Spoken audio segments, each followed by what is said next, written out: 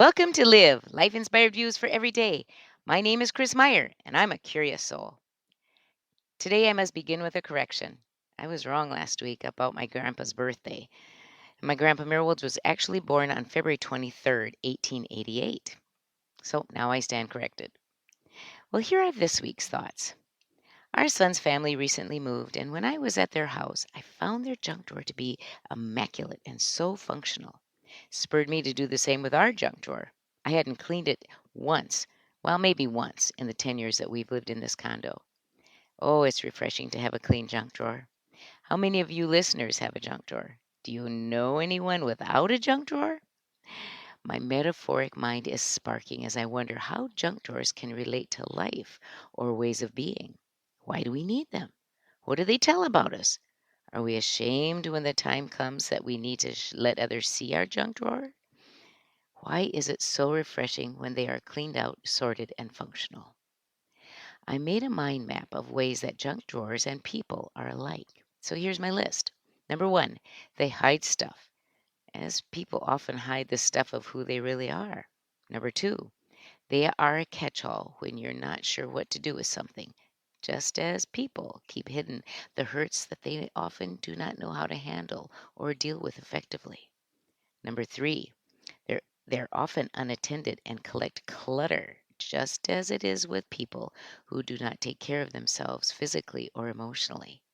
And number four, they have layers of useful and precious things mixed in with a lot of junk, just as people have many good characteristics, often covered over by negative feelings and a lifetime of internal or external messaging clouding their goodness.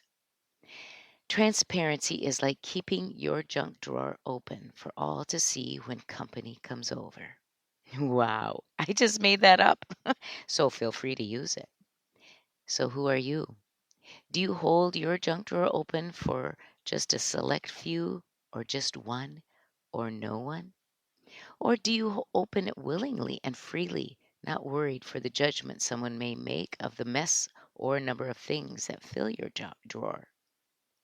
Do you look at your proverbial junk drawer as full of junk that hinders you and makes you feel dirty?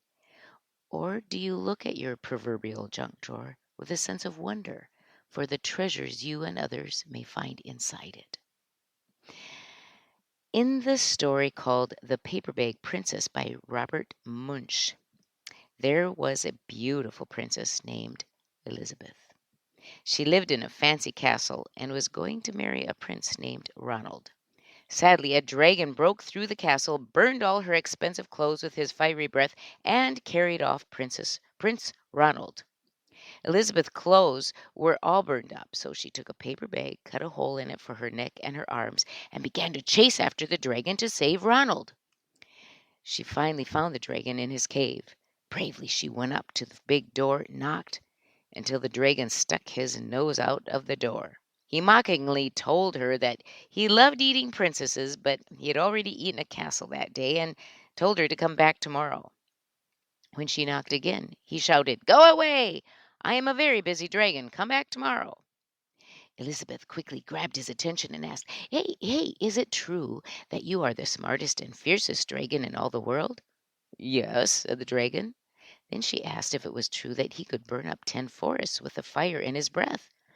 He was proud now and said he could, and then showed her by taking a big breath and breathing it out so that it burned up 50 forests. Elizabeth was excited and asked him to do it again, which he did. When she excitedly asked him to do it a third time, he was so exhausted that his breath could not even cook a meatball. She gave him another challenge to fly around the world in 10 seconds. He did it, and then he did it again at her urging. But when he came back the second time, he promptly laid down his head and went into a deep sleep. Then she stepped over him and went into the cave. There was Prince Ronald. He took one look at her and snarled, "Elizabeth, you're a mess. You smell like soot, your hair is a mess, and you're wearing a paper bag. Come back when you are dressed like a real princess." Elizabeth said, "Ronald, your clothes are pretty, and your hair is neat. You look like a prince, but you are a bum." And they did not get married after all. Ronald's junk drawer remains closed to others and maybe himself, but Elizabeth's is open to all, and you can tell she knows who she is. Who are you?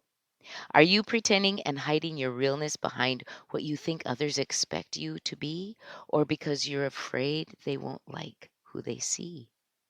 If you'd like to reflect a more authentic you, begin by cleaning your junk drawer, literally, and go from there. This week on your bathroom mirror, write, "Am I a Ronald or an Elizabeth?" Join me next Monday for Live, Life Inspired Views for Every Day. I'm Chris Meyer, and I'm a curious soul.